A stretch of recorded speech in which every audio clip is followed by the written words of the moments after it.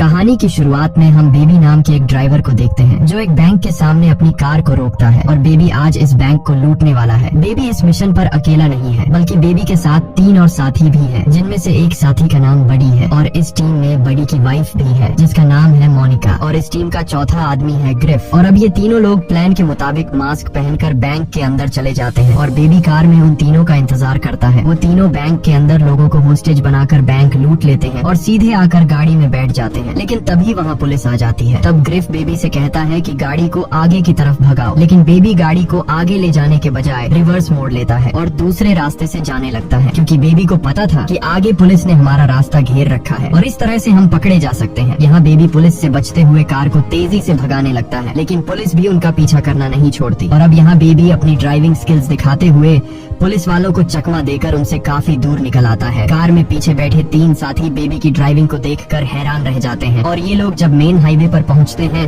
तब वहाँ उनके पीछे एक और पुलिस की गाड़ी लग जाती है और ऊपर से हेलीकॉप्टर भी उन्हें ट्रैक करने लगता है। लेकिन यहाँ पर बेबी समझदारी से काम लेते हुए पहले से बुलाई गई उन्हीं की कार की तरह सेम दिखने वाली 2 रेड कार के बीच में अपनी कार लाकर पुलिस को चकमा देकर निकल जाता है और एक पार्किंग यार्ड में पहुँच जाता है, जहाँ ये चारों कार को बदलकर अपने बॉस की जगह पर चले जाते हैं, जहाँ इनका बॉस पहले से ही चारों का इंतजार कर रहा था। असल में इनका बॉस इस पूरे मिशन का मास्टरमाइंड होता है, जो शहर के बैंकों को लूटने के लिए प्लानिंग करता है और लोगों को हायर करके उनसे चोरी करवाता है। आज इनका बॉस बहुत ज्यादा खुश होता है क्योंकि इसके लोगों ने बैंक लूट लिया है और बेबी की ड्राइविंग स्किल्स की वजह से इस बार भी पुलिस उन्हें नहीं पकड़ पाई। अब इनका बॉस इन चारों को एक एक करके उनका हिस्सा दे देता है और यहाँ पर एक हिस्सा बेबी को भी मिलता है, लेकिन ये देखकर ग्रिफ को गुस्सा आ जाता है और वो अपने बॉस से कहता है कि आखिर तुम इस ड्राइवर को हिस्सा क्यों दे रहे हो, जबकि पूरा काम हम तीनों ने अकेले किया है और बेबी ने तो सिर्फ गाड़ी चलाई थी। जिस पर उनका बॉस कहता है तुम तीनों बेबी की वजह से ही जिंदा हो, अगर तुम सबको बेबी सही समय पर वहाँ से नहीं निकालता तो पुलिस तुम्हें पकड़कर जेल में डाल देती। ये सुनकर ग्रिफ बॉस के होते हुए बेबी से पैसे तो छीन नहीं सकता था, इसलिए अब वो बेबी को छेड़ने लगता है। वो अपने साथियों से कहता है कि बेबी बहुत ही अजीब है,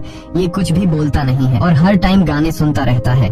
तभी ग्रिफ बेबी से चश्मे लेकर खुद पहन लेता है। ये देखकर बेबी को गुस्सा तो बहुत आ जाता है, लेकिन वो फजूल में किसी से भिड़ना नहीं चाहता था, इसलिए वो अपनी जेब से दूसरा चश्मा निकाल कर पहन लेता है। कुछ देर बाद सभी लोग वहाँ से जाने लगते हैं। तब बेबी अपने बॉस के साथ जाता है और बेबी का बॉस बेबी से उसके सारे पैसे ले लेता है। यहाँ हमें पता चलता है कि बेबी के ऊपर उसके बॉस का बहुत कर्ज है, इसलिए वो हर काम के बाद बेबी से उसका सारा हिस्सा ले लेता था। यहाँ बॉस बेबी से कहता है कि अब तुम्हें मेरे लिए सिर्फ एक और बड़ी चोरी करनी होगी, जिसके बाद तुम्हारा कर्ज पूरा हो जाएगा। तभी बॉस बेबी को पैसों की एक गड्डी देता है और वहाँ से चला जाता है। इधर बेबी भी अपने घर आ जाता है और उस पैसों की गड्डी को अपने सीक्रेट जगह पर छुपा देता है, जहाँ उसने पहले से और भी पैसे छुपा रखे थे। इसके बाद हमें पता चलता है कि बेबी एक अनाथ है। वो जब बच्चा था तब उसके पेरेंट्स की कार एक्सीडेंट में डेथ हो गई, इसलिए बेबी ने ब्रैंडन नाम के आदमी को अडॉप्ट किया है। ब्रैंडन एक अपाहिज है और वो सुन नहीं सकता। ब्रैंडन को बेबी अपना पिता मानता है, इसीलिए बेबी हमेशा उसकी देखभाल करता है। यहाँ बेबी के पास हमें टेप रिकॉर्डर दिखाई देता है। असल में बेबी जहाँ भी जाता है तो वो उस जगह लोगों की बातें रिकॉर्ड करता है और घर पर आकर उस रिकॉर्डिंग का म्यूजिक बनाता है। इसीलिए आज बेबी ने अपने बॉस की आवाज रिकॉर्ड की है और बेबी आज अपने बॉस की आवाज पर धुन बनाता है। इसके बाद बेबी एक कैफे में जाता है और बेबी अक्सर इस कैफे में आता रहता है, क्योंकि बेबी को इस कैफे में काम करने वाली लड़की पसंद है जिसका नाम डेबरा है, इसलिए वो बार बार इस कैफे में आता है। साथ ही डेबरा को भी बेबी पसंद है, क्योंकि जब भी बेबी कैफे में आता है तो वह उसे देखकर बहुत खुश हो जाती है। इस तरह से दिन गुजरते हैं और एक दिन जब बेबी अपने घर में होता है तभी उसे बॉस की कॉल आती है, जो बेबी को उसके न्यू मिशन के लिए रेडी होने को कहता है। इसलिए अगले दिन वह अपने बॉस की जगह पर जाता है,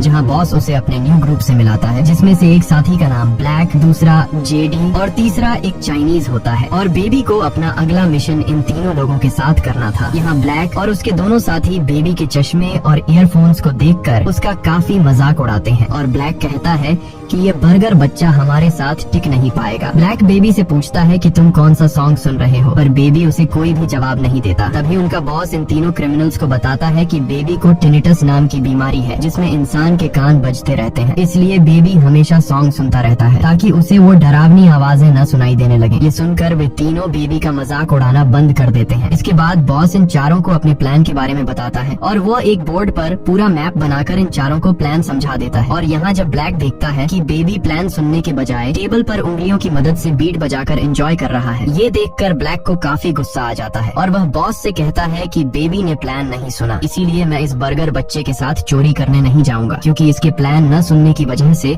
हम सभी पकड़े जा सकते हैं। लेकिन बॉस को पता था कि बेबी चाहे सॉन्ग सुने या एंजॉय करे, पर उसका ध्यान हमेशा मेरी तरफ होता है और उसे मेरी कही गई हर बात याद होती है। अब बॉस इन चारों को बेबी का असली चेहरा दिखाने के लिए बेबी से प्लान के बारे में पूछता है। तब बेबी जिस तरह से बॉस ने प्लान समझाया था सेम उसी तरह से इन तीनों को प्लान बता देता है। ये सुनकर ब्लैक और उसके दो साथी हैरान रह जाते हैं। इसके बाद ये चारों बैंक को लूटने के लिए निकल पड़ते हैं। कुछ देर बाद बेबी इन तीनों को उस बैंक तक पहुंचा देता है जहां पर उन्हें चोरी करनी है। यहाँ ब्लैक अपने दो साथियों के साथ बैंक के अंदर जाता है और बड़ी ही आसानी से ये लोग बैंक को लूट कर बाहर आ जाते हैं, मगर ब्लैक बेवजह एक सिक्योरिटी गार्ड को मार देता है। ये देखकर बेबी को बहुत बुरा लगता है और बेबी को समझ आ जाता है कि ब्लैक बहुत ही घटिया इंसान है जो किसी को भी बेवजह मार सकता है। अब ये लोग जैसे ही निकलने वाले होते हैं तो एक अनजान आदमी जिसे पता चल जाता है कि इन लोगों ने बैंक लूटा है, वो इन पर फायरिंग करना शुरू कर देता है, जिससे बेबी जल्दी से अपनी कार को भगाने लगता है। पर वह अनजान आदमी भी उनका पीछा नहीं छोड़ता, इसलिए ब्लैक उस आदमी को शूट करने ही वाला होता है कि बेबी अपनी गाड़ी को रोड से उतार कर दूसरे रोड पर ले जाता है और उस आदमी की जान बचा लेता है, क्योंकि बेबी नहीं चाहता था कि ब्लैक उस आदमी को जान से मार डाले। अब यहाँ पुलिस भी उनके पीछे लग जाती है, इसलिए बेबी गाड़ी को तेजी से भगाता है। कुछ दूर आगे आने के बाद ये लोग ट्रैफिक में फंस जाते हैं। अब ये लोग जल्दी से अपनी गाड़ी से उतरते हैं और आगे जाकर एक औरत से कार छीनकर जैसे तैसे उस जगह से निकल जाते हैं और सीधे कार पार्किंग एरिया में पहुंच जाते हैं, जहां ये चारों दो साथी बनकर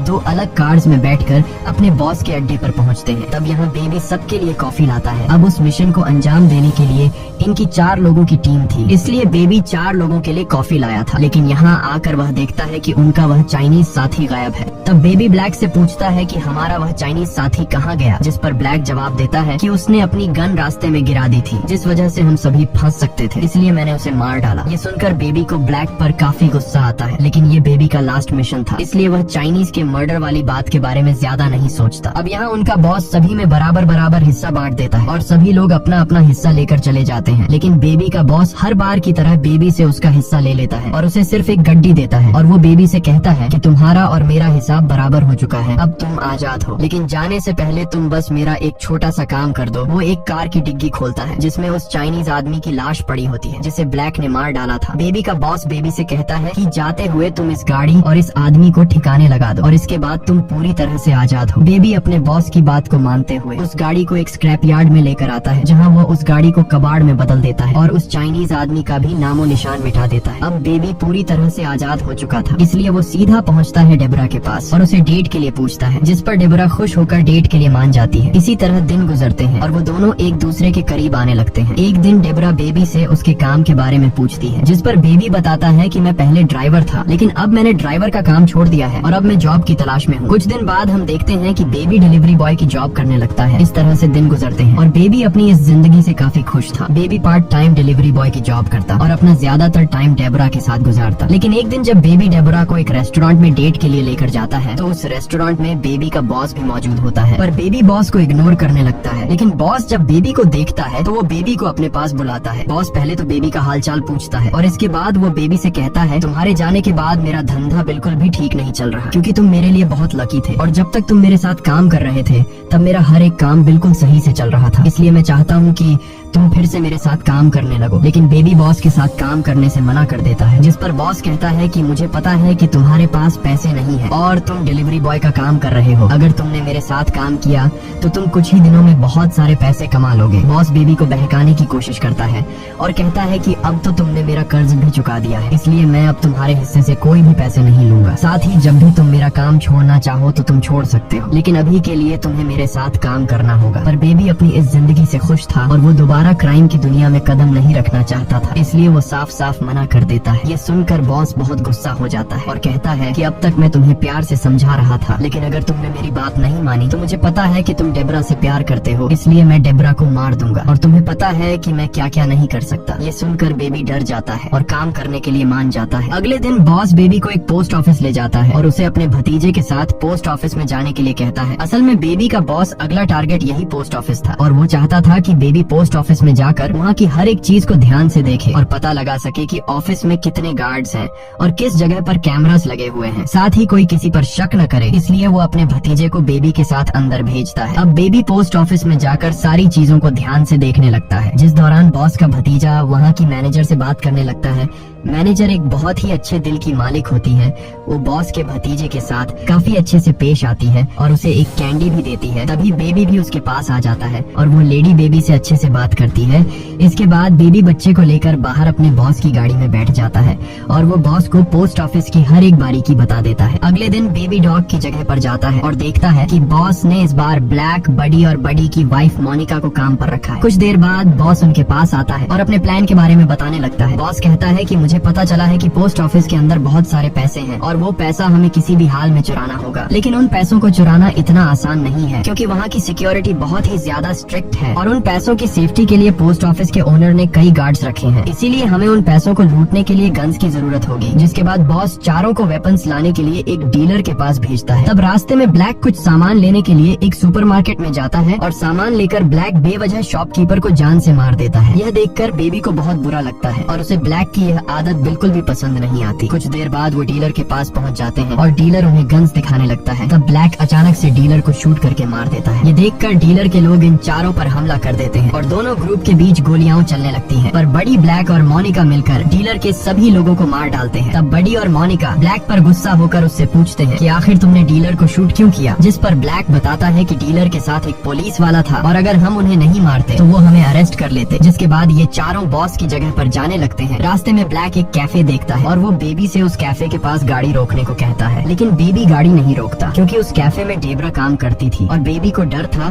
कि कहीं ब्लैक डेब्रा को मार ना दे, लेकिन ब्लैक उसे जबरदस्ती गाड़ी रुकवा देता है। जिसके बाद ये चारों कैफे के अंदर चले जाते हैं। यहाँ डेब्रा सबका ऑर्डर लेती है और बेबी को देखने लगती है, लेकिन बेबी एक बार भी डेब्रा को नहीं देखता है क्योंकि वो नहीं चाहता था कि किसी को भी उसके और डेब्रा के रिलेशन के बारे में पता लगे। साथ ही डेब्रा भी समझ जाती है कि बेबी इस वक्त अपने काम पर है। इसके बाद ये चारों खाना खाने लगते हैं और जब ये लोग खाना खा लेते हैं तब डेब्रा उनके पास आकर बिल मांगती है। ये देखकर ब्लैक को गुस्सा आ जाता है और वो डेब्रा को मारने के लिए अपनी गन निकालने लगता है, लेकिन बेबी ब्लैक का हाथ पकड़ लेता है और वो खुद जाकर बिल पे कर देता है। और जब डेब्रा बिल उठाकर देखती है तो उस बिल पर बेबी ने उसके लिए एक मैसेज छोड़ा होता है, जिस पर बेबी ने लिखा था कि मैं रात 2 बजे आऊंगा, इसलिए तुम मेरा इंतजार करना। दूसरी तरफ बेबी और बाकी के 3 लोग बॉस के पास पहुंचते हैं, जहां बॉस इन चारों पर काफी ज्यादा गुस्सा होता है। वो कहता है कि तुम लोगों ने गन डीलर को क्यों मारा, जिस पर ब्लैक जवाब देता है कि उसमें से एक पुलिस वाला था इसलिए हमने उन्हें मार दिया। ये सुनकर बॉस कहता है कि वही पुलिस वाला मेरा खबरी था जिसे तुम लोगों को नहीं मारना चाहिए था, इसलिए अब पुलिस तुम लोगों को चारों तरफ ढूंढ रही होगी। साथ ही बॉस पोस्ट ऑफिस से चोरी करने का प्लान भी कैंसिल कर देता है क्योंकि एक पुलिस वाले को मारने की वजह से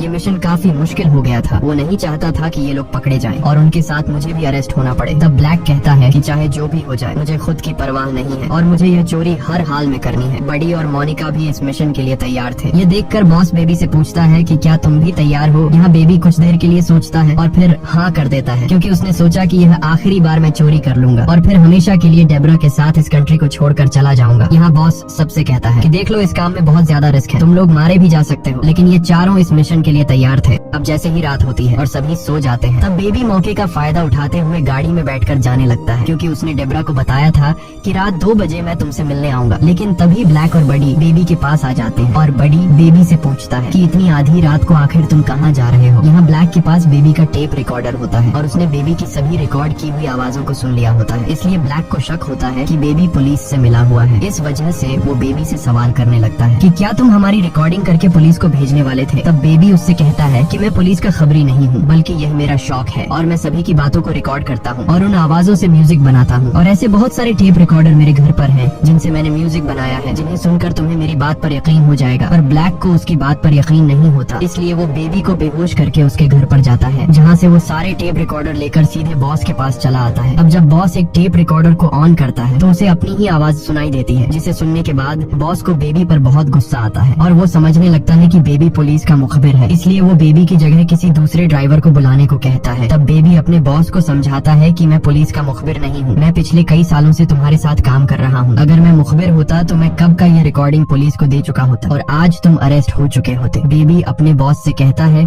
कि तुमने सिर्फ रिकॉर्डिंग सुनी है, लेकिन तुमने उस रिकॉर्डिंग का म्यूजिक नहीं सुना। तब बेबी अपने बॉस को उसकी रिकॉर्डिंग के साथ मिक्स की गई धुन सुनने के लिए कहता है। और जब बॉस उस टेप रिकॉर्डर को ऑन करके सुनता है तो बेबी ने अपने बॉस की रिकॉर्डिंग से एक सॉन्ग बना लिया होता है। ये सुनकर बॉस का शक बेबी से खत्म हो जाता है और वो उसे दोबारा काम पर रख लेता है। अगले दिन बेबी उन तीनों को पोस्ट ऑफिस ले जाता है और तीनों जल्दी से पोस्ट ऑफिस के अंदर चोरी करने के लिए चले जाते हैं। तब बेबी उन तीनों का बाहर अपनी कार में इंतजार कर रहा होता है। उसी दौरान बेबी उस पोस्ट ऑफिस की मैनेजर को देखता है जिसने एक बार बेबी से बहुत अच्छे से बात की थी और उसने बॉस के भतीजे को कैंडी भी दी थी। यहाँ बेबी उस लेडी को इशारा करता है कि वो पोस्ट ऑफिस में न जाए क्योंकि अंदर खतरा है। वो लेडी समझ जाती है और वहाँ से चली जाती है। कुछ देर बाद वो लेडी वहाँ एक पुलिस ऑफिसर को बुला लेती है। तभी बड़ी, मोनिका और ब्लैक चोरी करके बाहर आ जाते हैं और ब्लैक उस ऑफिसर को शूट करके मार देता है, जिसके बाद वो कार में बैठ जाते हैं और बेबी को यहाँ से जल्दी भागने को कहते हैं। लेकिन बेबी उसकी कोई बात नहीं सुनता क्योंकि ब्लैक एक बहुत ही घटिया इंसान था जो बेवजह किसी को भी मार देता था और आज उसे सबक सिखाने का दिन आ गया था। अब यहाँ ब्लैक बेबी से कहता है कि जल्दी से यहाँ से कार भगाओ, लेकिन बेबी उसकी बात मानने से इनकार कर देता है। ये देखकर ब्लैक को गुस्सा आ जाता है और वो बेबी के मुंह पर बंदूक दे मारता है और अब बेबी भी खुद पर कंट्रोल खो देता है। वह कार को फुल स्पीड से भगाकर सामने के ट्रक से टकरा देता है जिसमें सरिये रखे हुए थे और वे सरिये ब्लैक के बॉडी के आर पार हो जाते हैं जिससे ब्लैक की डेथ हो जाती है। असल में बेबी का प्लान था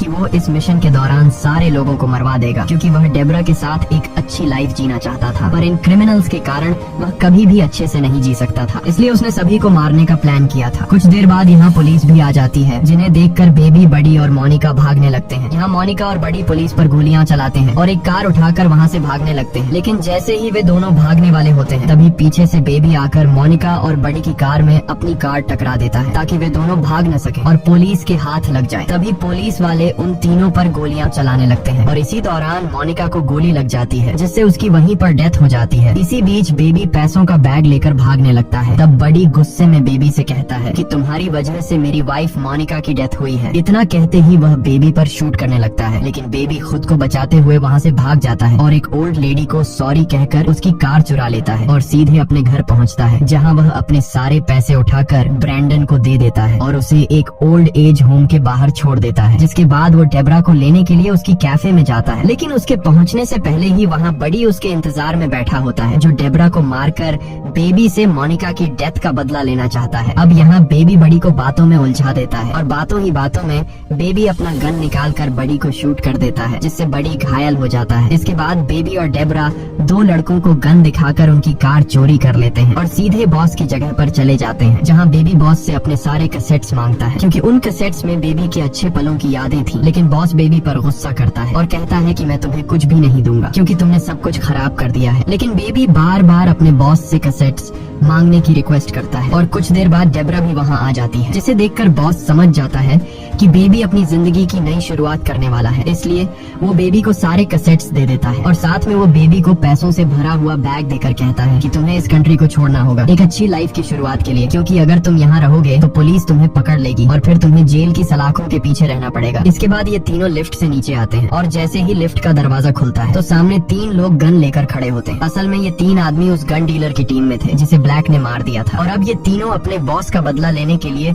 उन पर गोलियां चलाना शुरू कर देते हैं। तब बॉस बेबी और डेब्रा को भागने को कहता है और अकेले ही उन तीनों लोगों से लड़ने लगता है। इसी बीच बड़ी पुलिस की कार लेकर वहाँ आ जाता है और वो गुस्से में अपने बॉस को ही मार देता है, जिसके बाद वो बेबी के पीछे पड़ जाता है। तब बेबी एक कार से बड़ी की कार को जोर से टक्कर मारता है जिससे बड़ी की कार बिल्डिंग से नीचे गिर जाती है, लेकिन बड़ी कार के गिरने से पहले ही उससे उतर जाता है और बेबी पर गन पॉइंट करके उसके कानों के पास गोली चलाने लगता है जिससे बेबी नीचे गिर जाता है और उसके कानों में बहुत दर्द होने लगता है क्योंकि बड़ी को पता था कि बेबी को टिनेटस नाम की बीमारी है और अब कान के पास गोली चलने की वजह से बेबी को तेज तकलीफ होने लगती है। अब जैसे ही बड़ी बेबी को मारने वाला होता है तभी पीछे से डेब्रा एक रॉड से बड़ी के हाथ पर हमला कर देती है जिससे बड़ी के हाथ से गन गिर जाता है, लेकिन तभी बड़ी डेब्रा को पकड़ लेता है और उसका गला दबाकर उसे मारने लगता है। पर तभी बेबी बड़ी की गन उठा लेता है और बड़ी के पैर में शूट कर देता है जिससे बड़ी अपना बैलेंस खो देता है और बिल्डिंग से नीचे गिरकर मर जाता है। इस दौरान बेबी काफी ज्यादा घायल हो चुका होता है जिस वजह से वो बेहोश हो जाता है और अब डेब्रा बेबी को बेहोशी की हालत में कार में बैठाकर